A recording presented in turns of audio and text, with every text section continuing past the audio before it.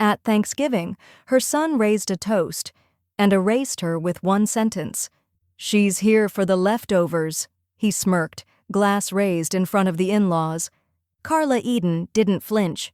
By morning, his name was off the deed, the brand, and the business he'd built on her recipes. She'd served him legacy for decades. Now she was serving him eviction. And when he came back for the kitchen, it was already locked behind her signature. All right, before we dive into this crazy story, do me a favor. Subscribe and tell us where you're watching from. The knife glinted under the chandelier as Jason sliced through the bird, his voice smooth as lacquered wood. Carla sat 2 seats away, straight-backed, her hands folded neatly in her lap. She could smell the sage in the stuffing. Her stuffing, though Laura claimed it this year with a Pinterest twist and called it rustic fusion. The dining room hummed with soft jazz and shallow compliments. The Bristows liked their holidays like they liked their tableware, polished white and free of sharp edges. Carla had arrived 30 minutes early, parking behind a landscaper's van like she didn't belong. She brought 2 things, her famous pecan pie and a jar of cranberry glaze she had slow-reduced the night before. No one met her at the door. Laura's assistant had waved her in like a DoorDash driver. Jason was the first to greet her, arms wide, teeth tight. "Mom, you made it. You didn't have to bring anything. Laura's got it all covered." But he took the pie anyway, didn't even glance at the glaze. "I figured," Carla replied, hanging her coat by the hall closet. But tradition is stubborn. The Bristows gathered in the great room, sipping white wine that smelled like lemons and money. Gerald talked stocks. Ruth leaned in conspiratorially to Laura, commenting on how Carla's cardigan looked cozy, the kind of word that's 3 inches from quaint. Delia sat in the corner, sipping black coffee, watching it all with the detached smirk of someone who'd seen this act before. Carla took the empty seat beside her. "You see the centerpiece?" Delia murmured, nodding toward the table. "They turned your old breadbasket into a floral grave."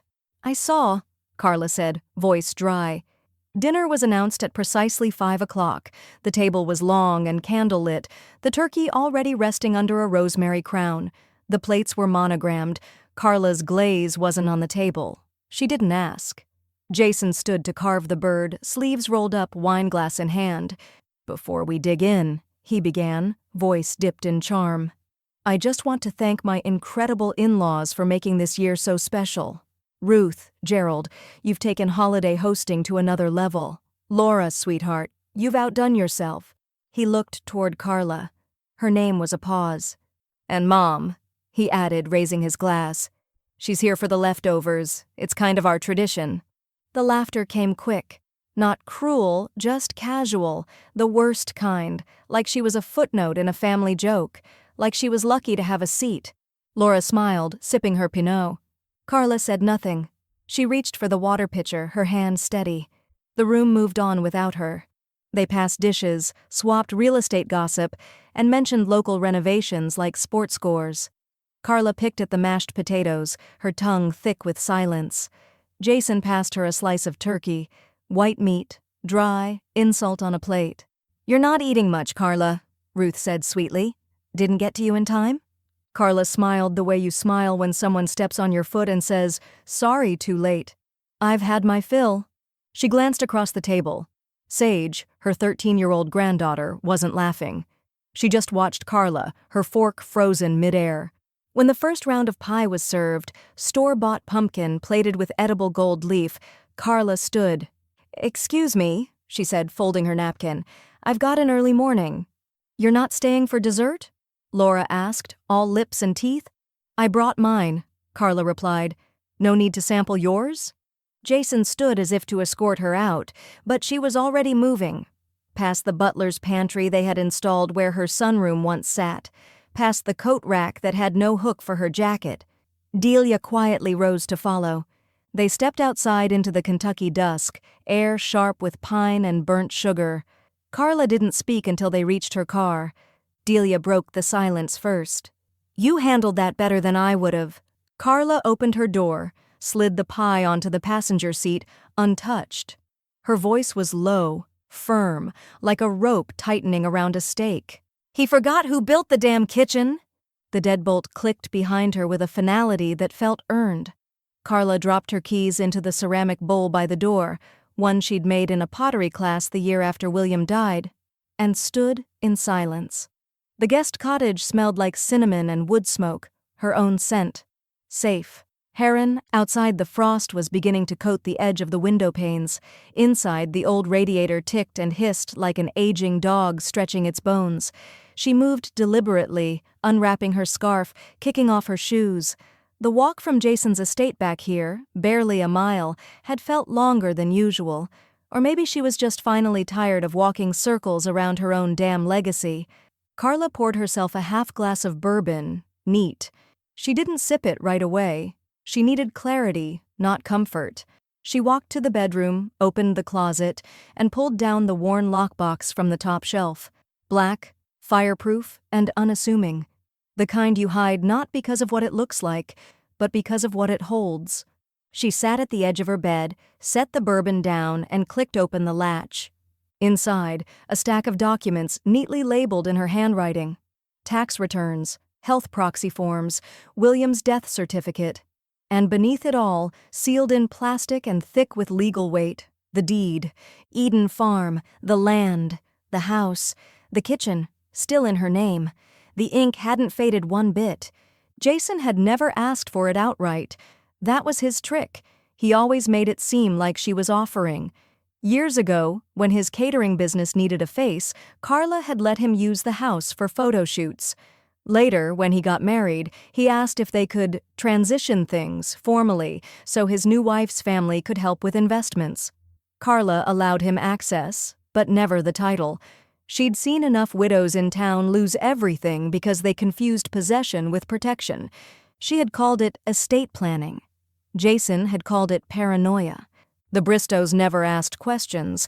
They were too eager to believe that the house, the farm, the brand were now in the hands of someone who fit their image. Jason let them.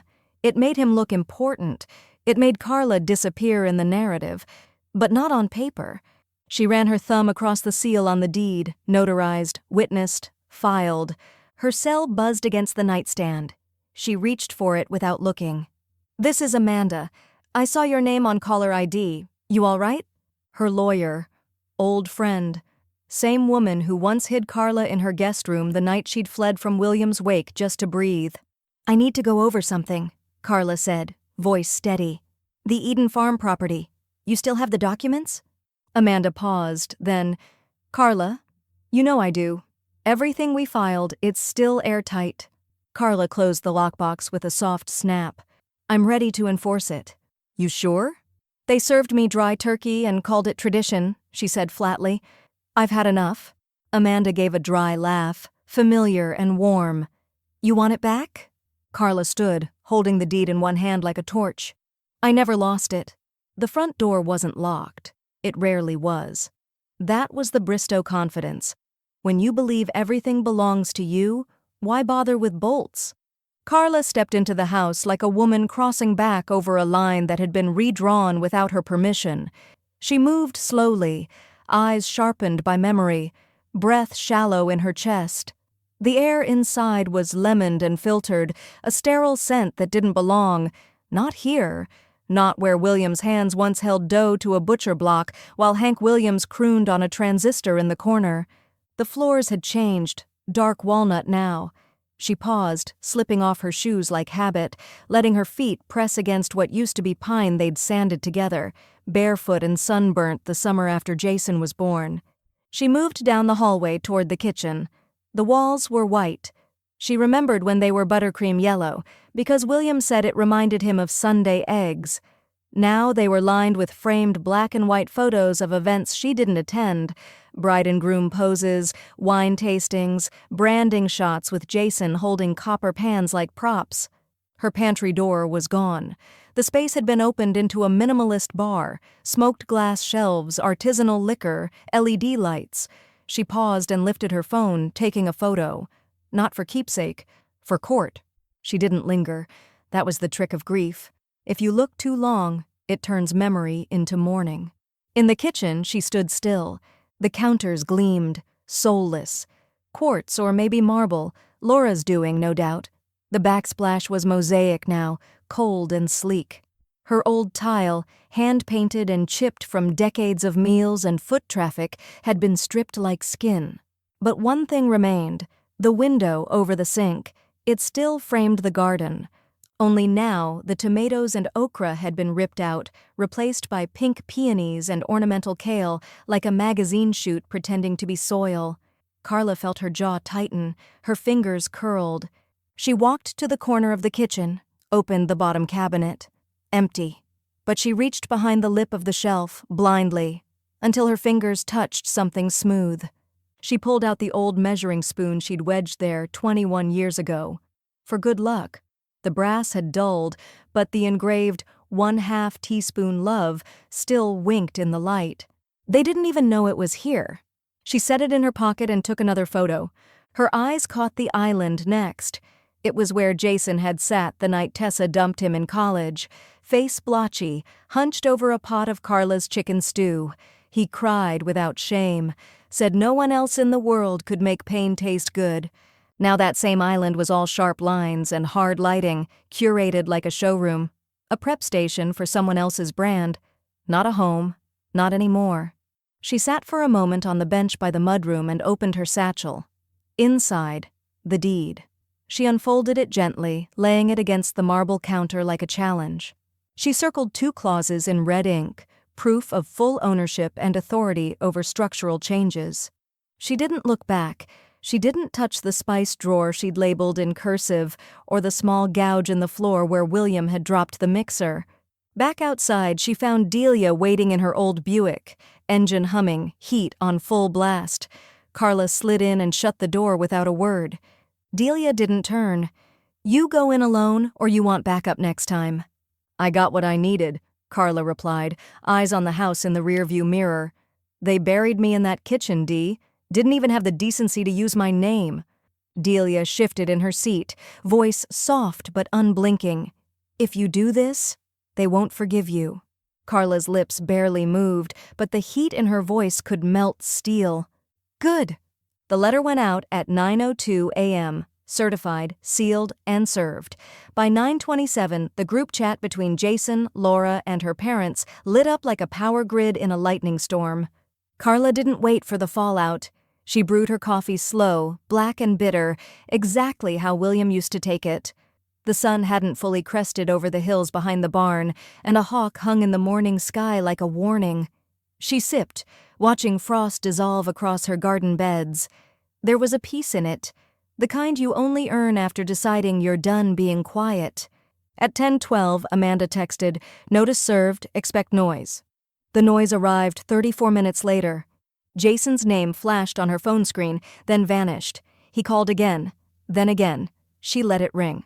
By 11 o'clock, Laura's number appeared with a passive-aggressive tenacity that felt just like her smile. Carla muted it. At 12:14, Amanda forwarded an email from the Bristow legal team requesting a cooperative dialogue regarding asset reclassification. Carla laughed, loud and sharp. She replied with a single sentence, "No meeting necessary. Legal title is not a conversation." Meanwhile, across town in the pristine open-concept living room Jason claimed as his castle, glass shattered. "What do you mean she never transferred it?" Ruth hissed, pacing the marble tile in heels that hadn't touched real dirt in years. Her lipstick matched her fury, stiff, bright, bleeding into the corners. Jason ran a hand through his hair. "She signed something years ago, an access agreement. It covered—" "Access is not ownership!" Gerald barked, slapping the side of his laptop. "You told us we owned the house, Jason. We've invested 6 figures into renovations, marketing. Laura's curated an entire client base under the Bristow Eden name." Jason looked to Laura, desperate for backup. She crossed her arms, unmoved. "Did you lie?" she asked quietly, tone clipped. "To me? To them?" "I didn't lie," he snapped. "I just assumed she'd do the right thing eventually." "You mean hand it over and vanish?" Laura's voice cracked like a whip. "Jesus, Jason, you built our entire image on a house you don't even own." Back at the cottage, Carla dug through an old manila folder and found the business license renewal form she hadn't touched in 3 years. Eden Farm LLC. She hadn't dissolved it, just let it sleep. She filled it out line by line, each keystroke deliberate, each field a reclamation. Ownership, use, culinary licensing, location of principal kitchen. By 3:40 p.m., Eden Farm LLC was hers again, legally, publicly, permanently. Amanda sent confirmation and included a smiley face Carla pretended not to see. Her next move came at 5:12. She stood in the cottage's small kitchen, lit only by the warm amber hue of a table lamp and the fading sun outside. She opened her old phone gallery, scrolled to the image she'd taken just days ago, the kitchen island, pale under fake light, stripped of soul, but still hers. She uploaded it with no filter, no explanation, no drama. Caption, "Coming home." She hit post and waited. It took less than 10 minutes. The comments started slow. "Wait, are you back at Eden? That kitchen still remembers the real recipes." "Oh, hell yes. Carla's not playing anymore." Carla set the phone down, face buzzing with the smallest, strangest flicker of satisfaction. Not revenge, yet, but the echo of balance shifting back into her palm. Outside, a car door slammed. Dileia walked in 5 seconds later, her coat dusted with leaves, eyes sharp. "They're flipping out," she said without hello. "Laura's lawyer called my husband, said you're destabilizing a brand identity. I told him the only thing unstable is their grip on reality." Carla didn't even blink. "Let them come." Dileia smirked. "What's next?" Carla walked to the table, picked up a leather-bound notebook with menus 1987 to 1999 etched into the corner. "I'm reclaiming the rest of it." The recorder clicked on, but Carla didn't flinch. The air in the coffee shop was thick with cinnamon, roasted beans, and tension. Steam curled from her mug like breath in winter. Across from her sat Lena Morris, freelance journalist, local food columnist, and one of the few people who still remembered Carla as more than someone's mother. "I'm not interested in gossip," Lena said, notebook open, pen poised, "but I am interested in truth." Carla stirred her coffee slowly, silver spoon tapping against ceramic like a metronome. "Then write this down. They didn't steal the house. They just forgot who built it." Lena's eyebrows arched, but she kept writing. They talked for over 2 hours. Carla spoke plainly, her voice equal parts grit and grace. She told Lena about the first time she saw Eden Farm, just 30 acres and a sagging fence, and how she and William refinished every floorboard themselves, how they built the kitchen with sweat and secondhand supplies, how they turned the back porch into a prep area, their garden into a pantry.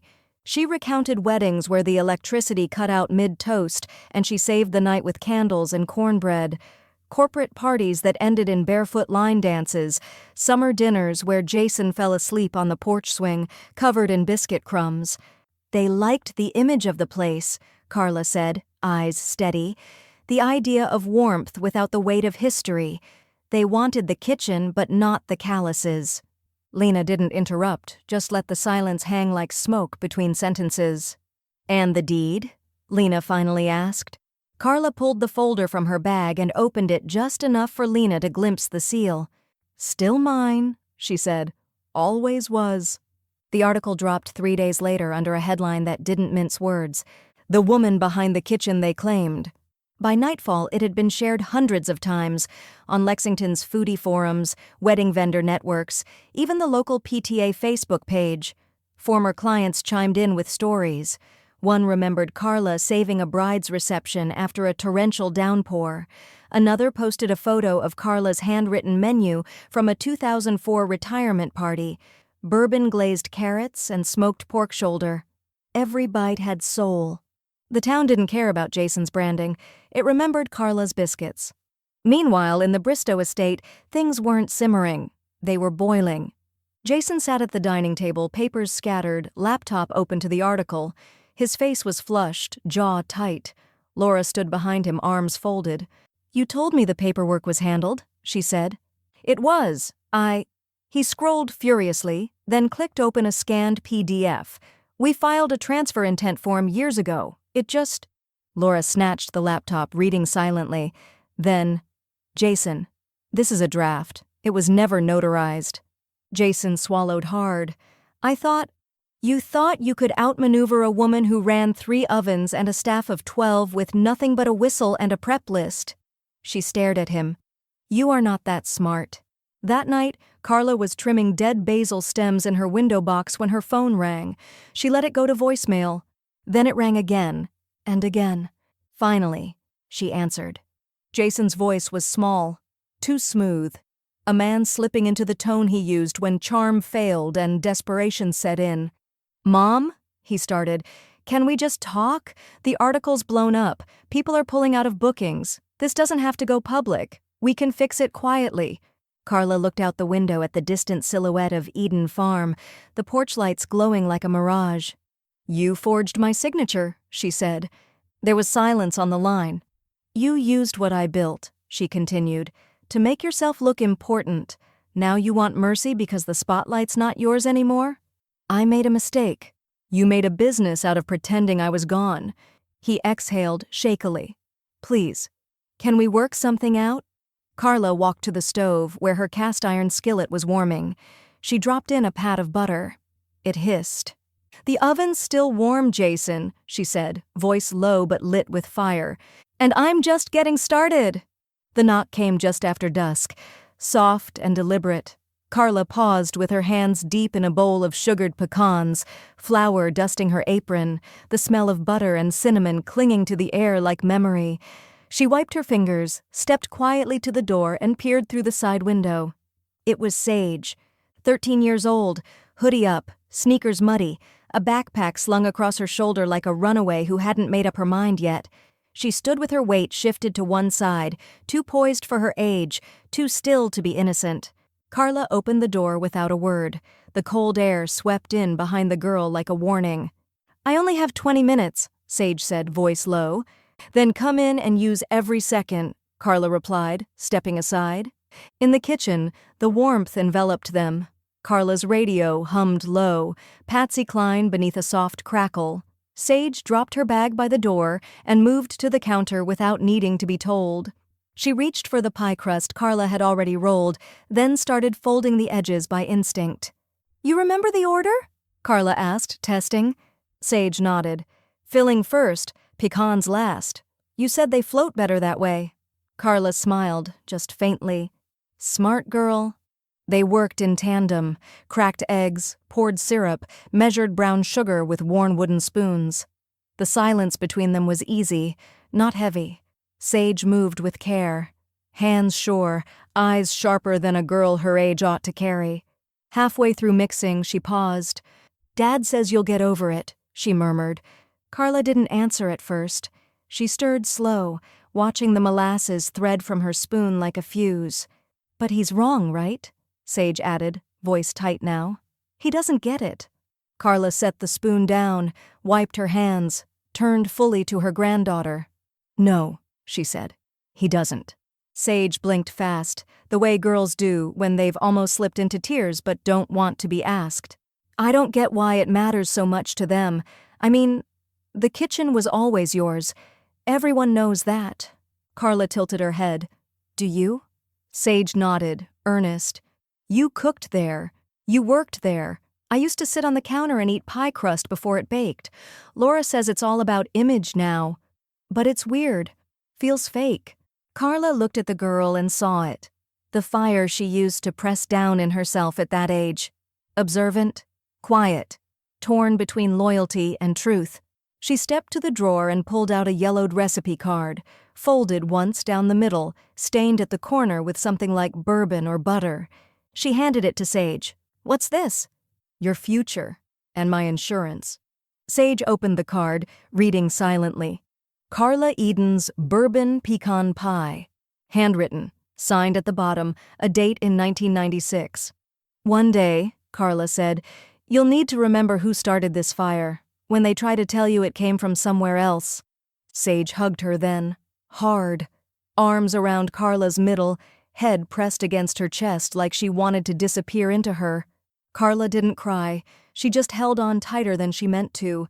Later that night, After Sage had slipped back out and vanished into the shadows like she'd never come, Carla sat at her desk.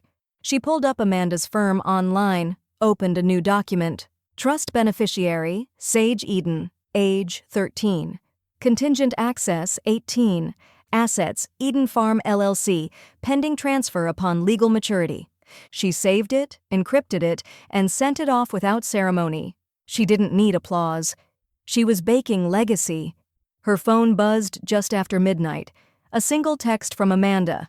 Heads up, they're filing a restraining petition. Emergency order? Trying to block you from setting foot on the property. Carla stared at the screen for a long moment. Then she reached into the oven, pulled out the pie, and set it gently on the cooling rack. The scent filled the house. Sweet and war-ready. The courtroom smelled of old paper, polished oak, and anticipation. Carla sat alone at her table, a thin folder in front of her, hands folded neatly like a woman preparing for Sunday service. Not war. Her lipstick was the same muted rose she'd worn to William's funeral. Understated, unapologetic. Across the aisle, Jason adjusted his navy suit jacket like he was preparing for a photo shoot. Laura sat beside him, not touching him, not smiling. She wore all black, eyes forward, as though she were already mourning the outcome.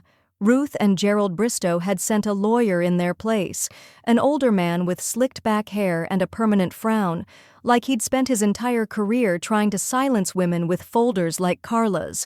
The clerk called the case. Carla stood, spine straight, calm as stone. "Your Honor," Jason's attorney began, voice silk-thin and syrup-slick, "this petition seeks to clarify access and occupancy rights in light of recent confusion caused by Mrs. Eden's unexpected legal actions. We believe this is a case of miscommunication and possible diminished cognitive capacity." Carla didn't blink. She watched Jason. He didn't look at her. "She's 70, the lawyer said gently, as if age were a disease. "Our concern is that her decisions are being made emotionally, not legally." Judge Dunham, a woman in her 50s with a square jaw and no patience for theater, tilted her head. "Does she appear emotionally impaired to you?" Jason's lawyer hesitated. "We believe there's a pattern of impulsive behavior, escalation, disruption." Carla opened her folder. Her hands didn't tremble. When her turn came, she didn't bother with a long statement, just facts. "This is the original deed to Eden Farm, signed and notarized in 1985. She slid the document forward. "Never sold, never transferred." She pulled out a second sheet. "This is the LLC reinstatement certificate, filed legally last month, naming me as sole proprietor."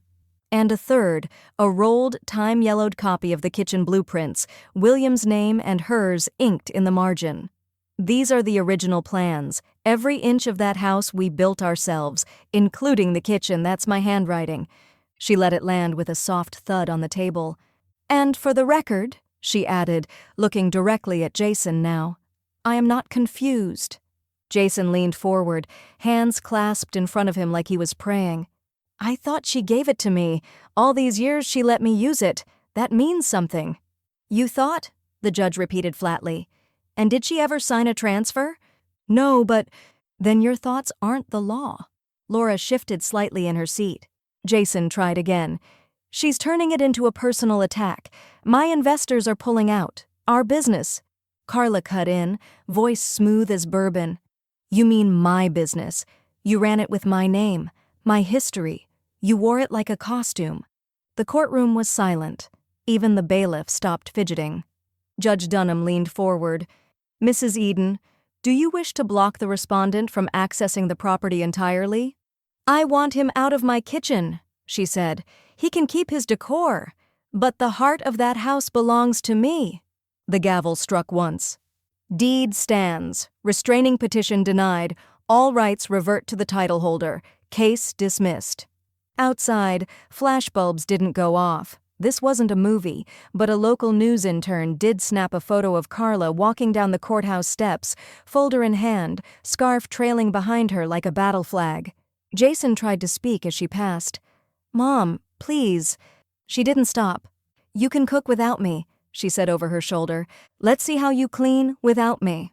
That night, as the sun bled out over the hills of Lexington, Carla sat in the cottage, peeling an orange over the sink, the scent sharp and clean. Her phone buzzed on the counter. From Mike Contractor, ready to demo the butler's pantry when you are. She smiled. Time to gut the rot. The butler's pantry was the first to go.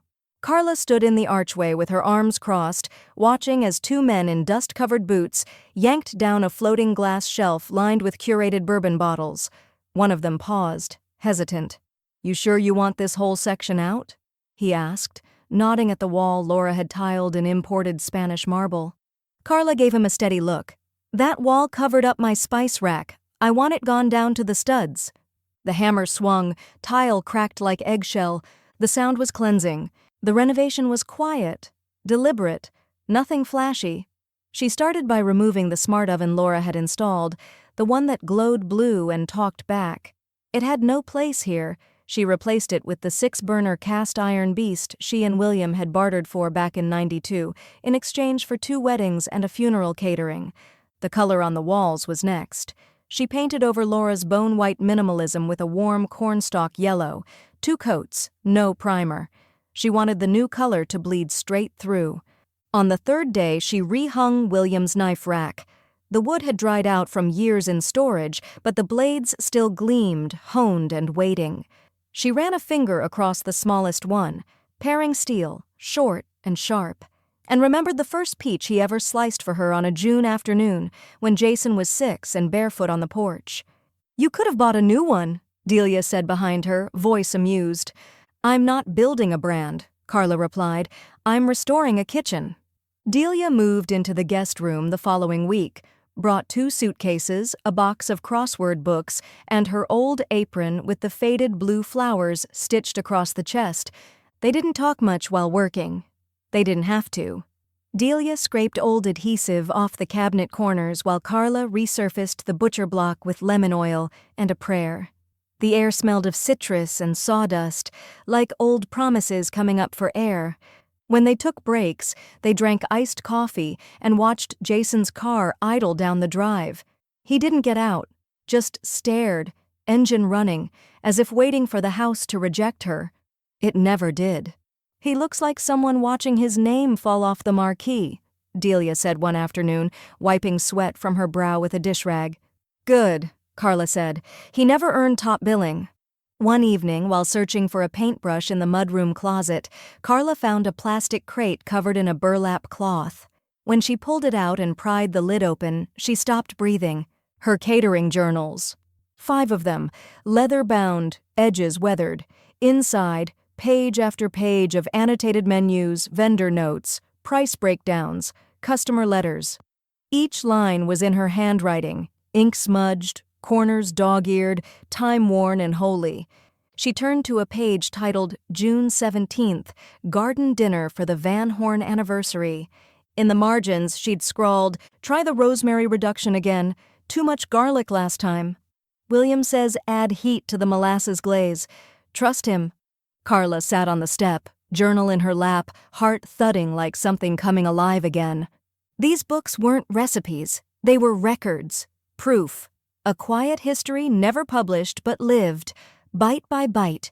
She held the journal open in her lap, the paper warm from her palm. The memory of fire and rosemary filled her throat like a taste she'd forgotten. That night, long after Dileia had gone to bed and the crew had cleared out, Carla stood in the half-restored kitchen, dust motes floating in the golden lamplight. She picked up the landline, still mounted on the wall where it always had been, and dialed slowly. A voice answered on the 3rd ring. "This is the Health Department, Licensing Division." Carla's voice was steady. "Yes, ma'am, I'm looking to reinstate a lapsed business license, culinary, Eden Farm." A pause on the other end. Clicks of a keyboard. "Date of lapse?" 7 years ago, Carla said. Then, "But it's coming back." 2 days later, Carla stood just off to the side, near the restored island, wearing her slate blue apron and a half-smile. The kitchen glowed warm gold, freshly painted walls, open shelving lined with ironstone and copper, the same tile floors William once laid by hand. Only now, the whole place breathed again. 12 seats, invitation only. That was her rule, and everyone at that table had earned theirs. A former bride who'd had her reception here in '98, a local chef who once staged under Carla for 2 summers, Lena Morris, pen poised beside her wine glass, 2 food bloggers from Lexington, 3 former clients who remembered Carla before Jason's brand had swallowed her whole. Delia, of course, at the head of the table, sipping sweet tea like it was fine scotch. And across from her, Carla's former produce vendor, who said when he walked in, "This smells like the truth." The meal was 6 courses, no menu, no substitutions, everything grown within 15 miles and rooted in memory. Course 1, cornmeal hush puppies with green tomato jam. Course 2, deviled eggs with pickled okra and smoked trout roe. Course 3, braised rabbit over black-eyed pea risotto. Course 4, fried catfish on white bread with brown butter hot sauce. Course 5, apple stack cake with sorghum glaze. Course 6, pecan pie bites, bourbon whipped cream, served warm, of course. Each dish came with a short story. Not a speech, but a sentence or two as Carla plated and passed. This one was from the last meal William ever cooked with me. "I overcooked these once at a church banquet and had to serve fried chicken out of a kid's wagon. This was the first thing Jason ever liked. He was 6, said it tasted like forgiveness." Laughter, soft sighs, some eyes wet. No one checked their phones. Halfway through the 4th course, Lena leaned toward Carla. "What do you call this?" Carla looked up from the cutting board where she was zesting lemon over the hot sauce. "This," she said, "this is Eden Table, private supper club, by invitation, 1 seating a week."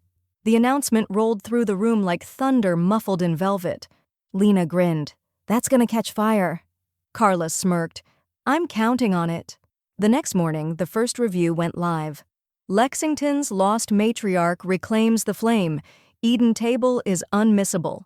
Within a week, the supper club's name was on 3 local food blogs, 2 regional newsletters, and 1 travel podcast. Reservations for the next 6 Saturdays filled within 36 hours. The waitlist stretched into February. The Bristows didn't stay quiet.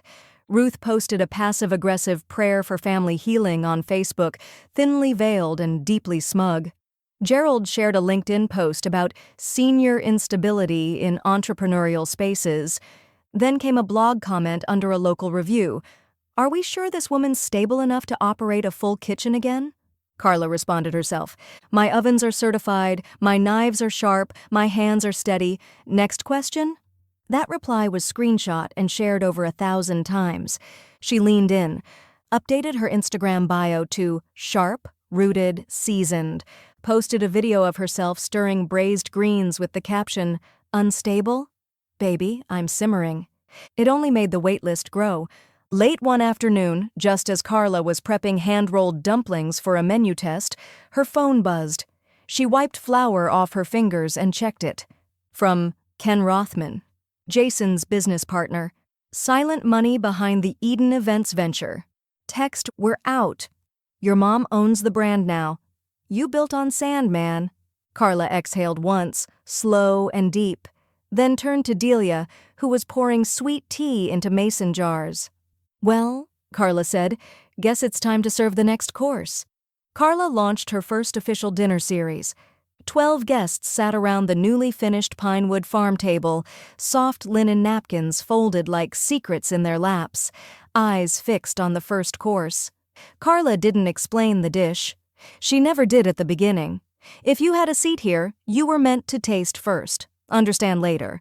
The duck confit came during course 4, paired with a glaze made from blackberry molasses and vinegar, the same reduction Carla once made for Jason's 10th birthday dinner when he'd cried over a failed school election and declared he'd never be good at anything.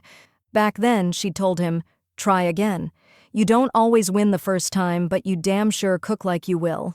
He hadn't remembered that meal. But Carla had. This was the first night of the Eden Table, Season 1 dinner series. Every Saturday for the next 10 weeks, a different themed tasting, harvests and losses, smoke and memory, bittersweet. Guests received menus only after the final course.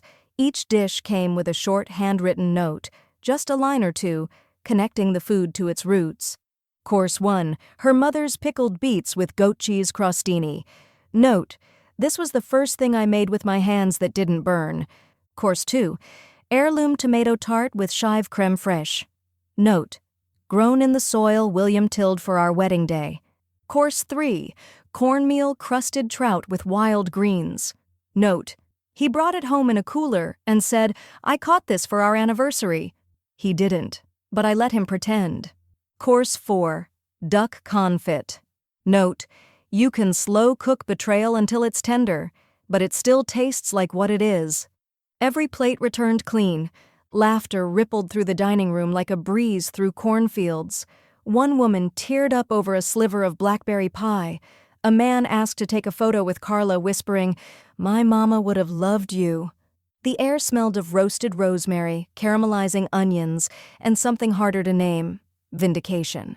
At the bottom of every printed menu, in bold script, one line read, "Welcome to my kitchen." Dileia stood by the sink, drying glasses with a checkered towel, watching the room with the practiced eye of someone who'd seen trend and truth come and go. "That one with the glasses?" she murmured. "He's a food critic. I recognize the fake humility." Carla chuckled. "Let him write what he wants. I didn't cook this for stars." "You cooked it to stir ghosts." Carla shrugged. "And maybe wake a few." It was halfway through the final course, cornbread pudding with bourbon cream, when a sharp knock sounded at the front door. 3 solid raps. Intentional. Disruptive. Dileia raised an eyebrow. "You expecting someone?" "No," Carla said, already knowing. She stepped into the foyer, wiping her hands on her apron. Through the window pane she saw him. Jason. Hair slicked, shirt collar too tight, face flushed from a drink or a tantrum or both. He held nothing. No peace offering, no wine, not even the decency of a phone call. Just him. Uninvited. She opened the door partway. His voice dropped. "I need to talk to you. I'm in service." "This is bigger than that, Mom. You're ruining everything." Carla's face didn't move. "You ruined it when you thought I'd just leave quietly." "Can I come in?" She looked behind her. Guests laughing, forks clinking, someone asking Dileia where the greens came from. The room pulsed with warmth, memory, presence. It didn't need him. Carla turned back. "We're at capacity tonight." She closed the door. Not hard, not soft, just final. The letter came hand-delivered in a leather envelope, like it was meant for royalty. Or a hostage negotiation. Carla took it with flour-streaked hands, apron still tied, the scent of thyme and honey drifting off her skin. She didn't bother to read it at the door. She just said, "Tell Ruth I don't do math before lunch." The courier blinked. "Ma'am?" "Exactly," Carla said, and closed the door behind her. Later, once the kitchen was clean and Dileia had gone out to weed the front beds, Carla sat at the farm table, sliced the envelope open with her paring knife, and read, $680,000.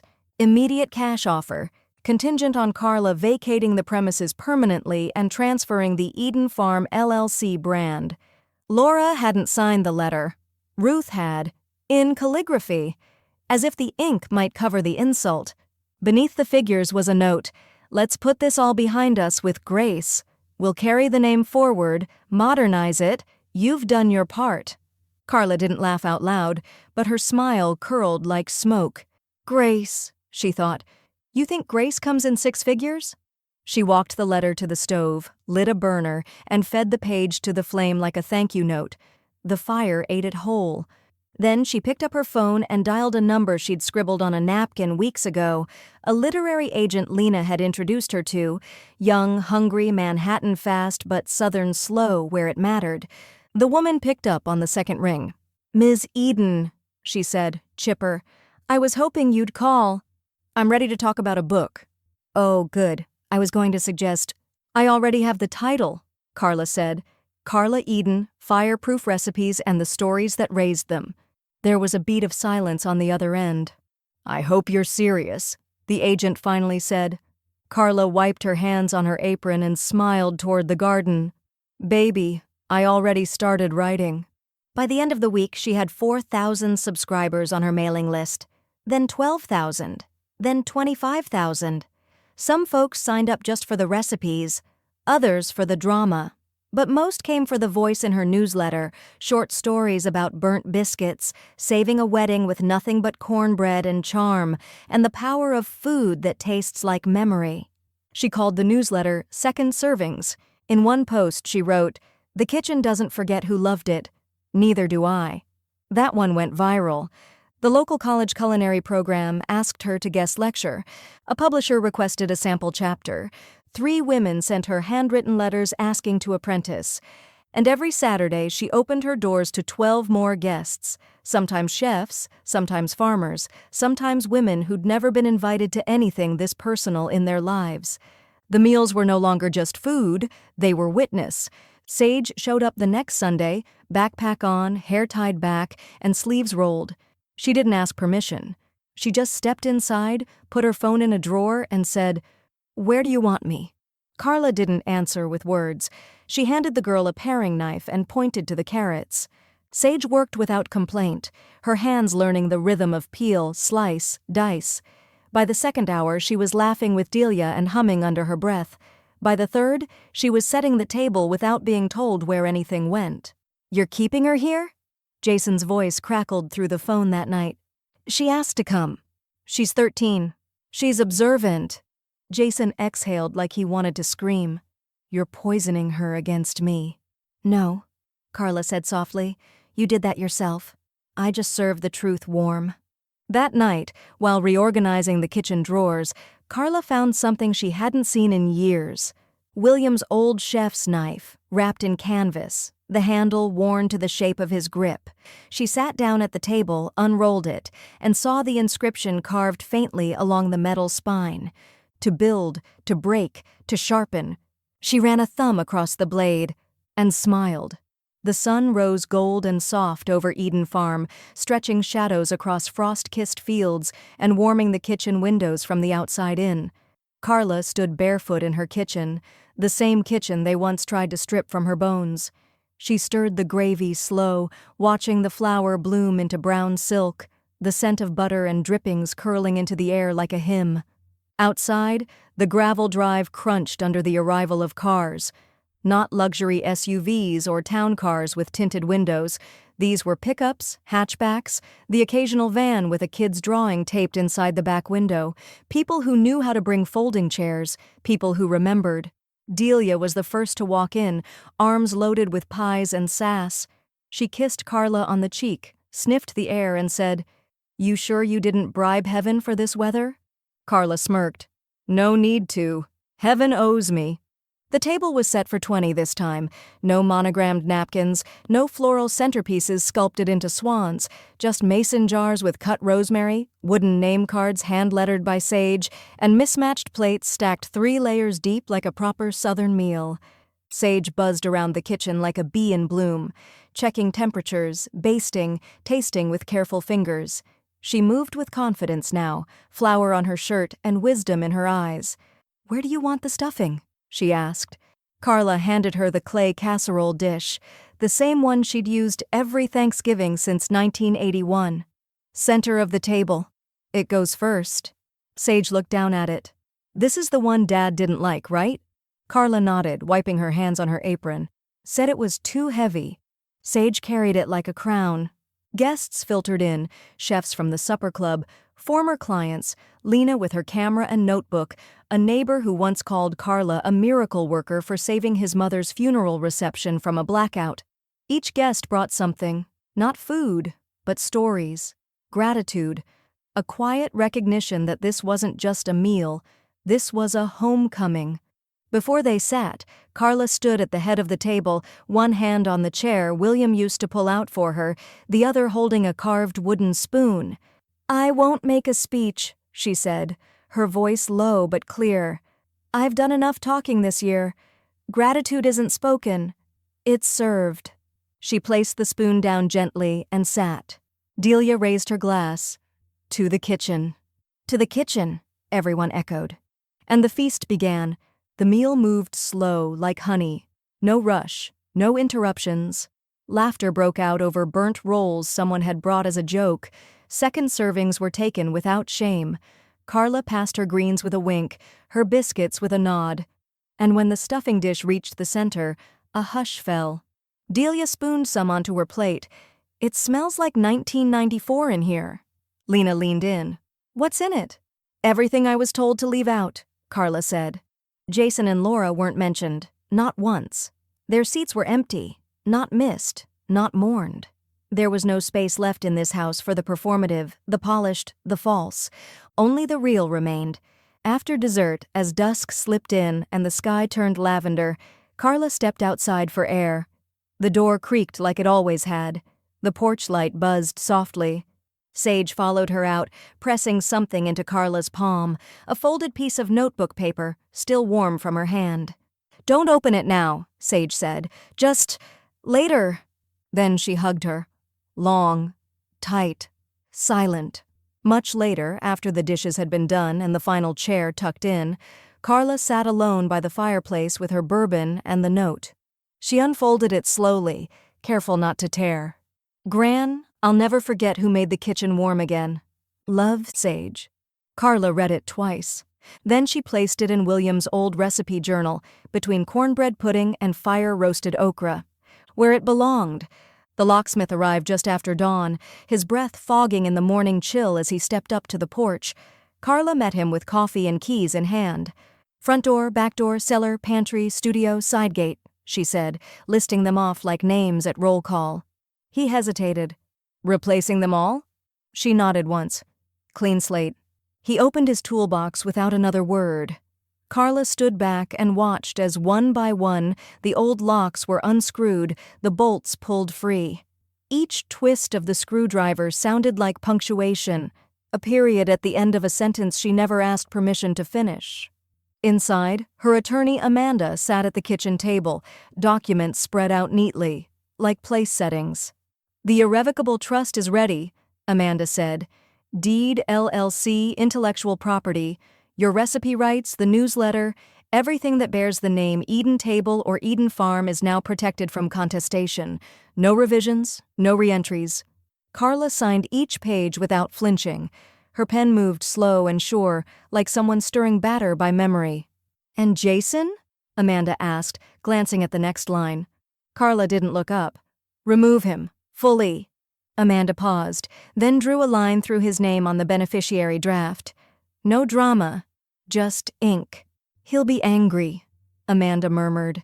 "He was angry when he thought he owned it. This won't change a thing."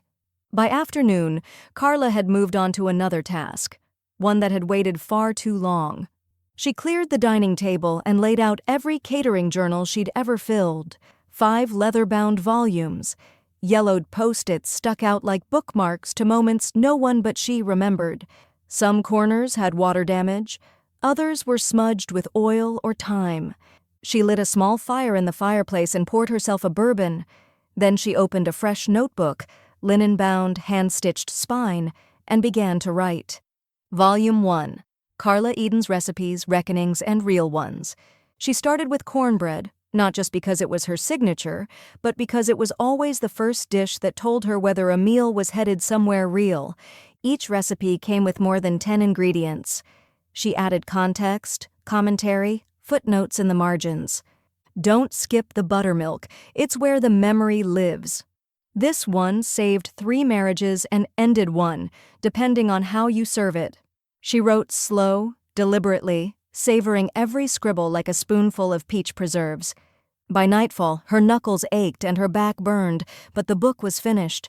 She wrapped it in parchment and twine, hand-labeled it, and then, quietly, she walked it out to the porch, where Sage was waiting with her backpack and a tin of shortbread. "I've got something for you," Carla said. Sage tilted her head. "It's not my birthday."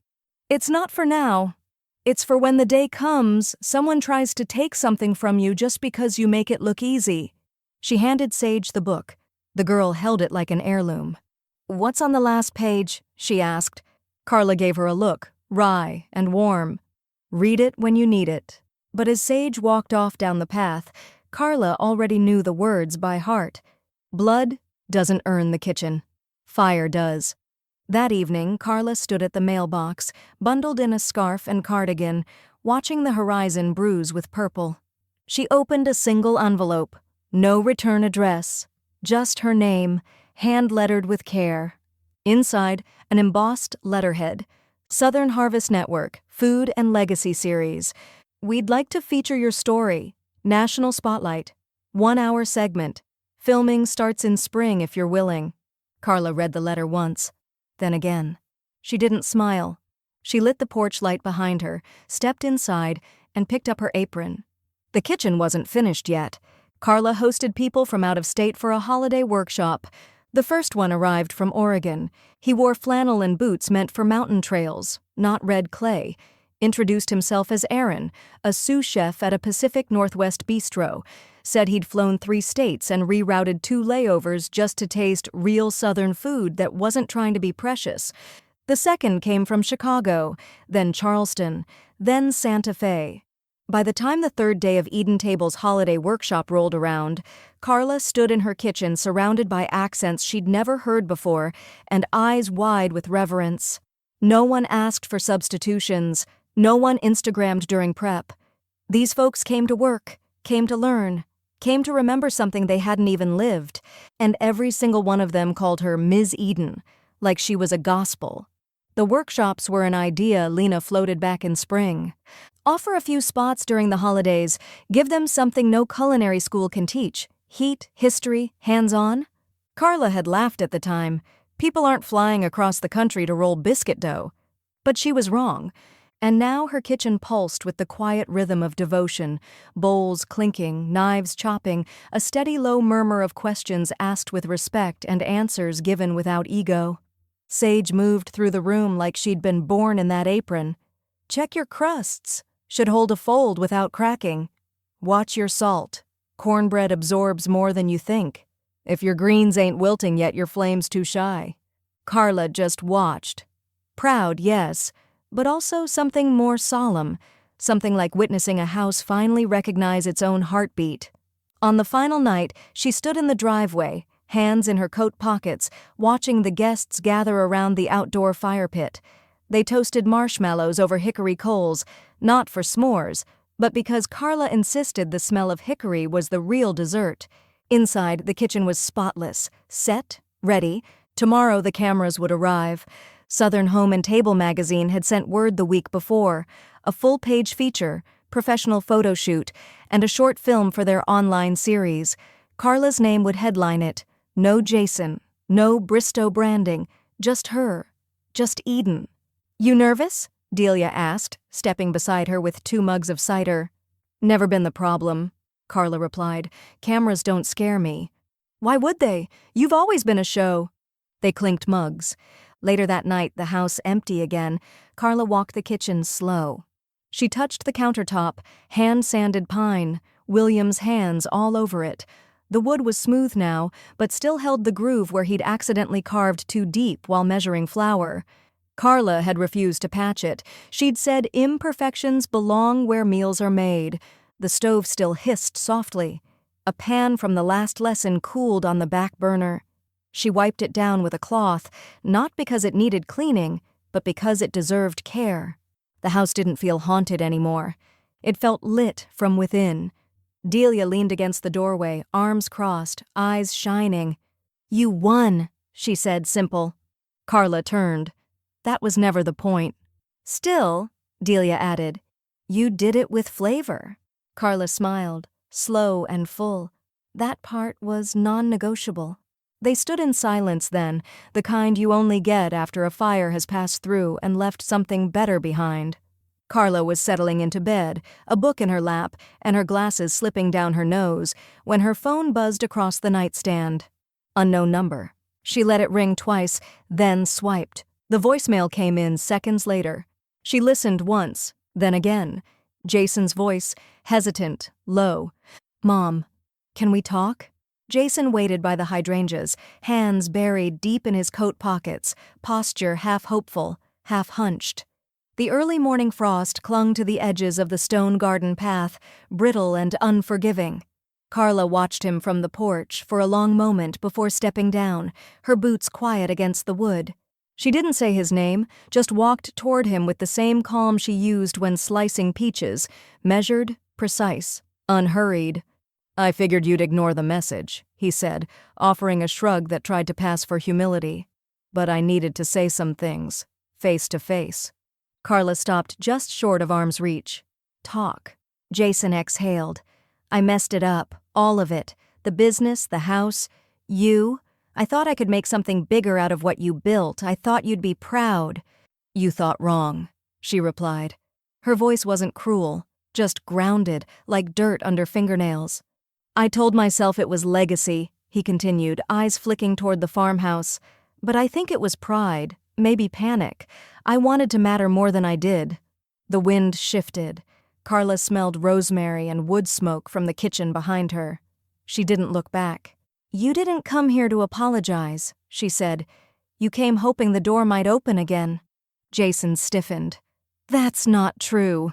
It is, she said, but it's also too late. His face twisted slightly. You really won't even talk about it? I am talking, she said calmly. You just don't like the sound of no when it isn't dressed in politeness. Jason ran a hand over his mouth. I was your son. You are my son, she corrected. But that never gave you the deed. Or the history. You confused access with ownership. They're not the same. He swallowed hard. And that's it? Carla glanced at the frost-covered grass, the small garden bed Sage had planted weeks ago, collard greens and winter herbs just beginning to push through. That's it. She turned, started walking back toward the house. Jason stayed rooted. At the bottom of the porch steps, she paused. You had a seat at my table, Jason. You lost it trying to steal the kitchen. He didn't reply. She didn't wait. Inside, the warmth swallowed her. Music played low on the record player, Al Green's voice floating like steam through the air. Bread rose on the windowsill, plump and golden beneath a linen cloth. The kitchen glowed not because of the light, but because of the life inside it. Sage stood at the butcher block, rolling biscuit dough, her hands dusted in flour, hair tucked behind one ear. She didn't ask what happened outside. She didn't need to. You cut the butter right? Carla asked. Sage grinned. Frozen and grated. Like you taught me. Delia sat by the stove, sipping chicory coffee, legs crossed, watching the two of them like a judge at a blessing. I heard voices, she said. Carla nodded once. He needed closure. And you? I needed clarity. She walked over, reached for a mixing bowl and dipped a finger into the batter. Sweet, but not too sweet. Needs more salt, she said, sliding the bowl toward Sage. Got it, Sage replied, reaching for the shaker without missing a beat. The oven beeped. Ready. Outside, Jason's car engine turned over. Inside, Carla laid out a pan, gently placed each biscuit on parchment like promises she meant to keep. Delia raised her cup in a toast. To heat, to hands, to hell with the rest. Carla clinked her coffee mug against it. Amen. The kitchen was alive with sound, whisks tapping bowls, laughter bouncing off the walls, a timer ticking like a heartbeat. Carla looked around. No investors, no critics, no Bristos with moneyed voices trying to rename what already had a name. Just bread rising, just women working, just fire, earned, tended, passed down. She breathed it all in. This time I didn't come for leftovers. I am the feast.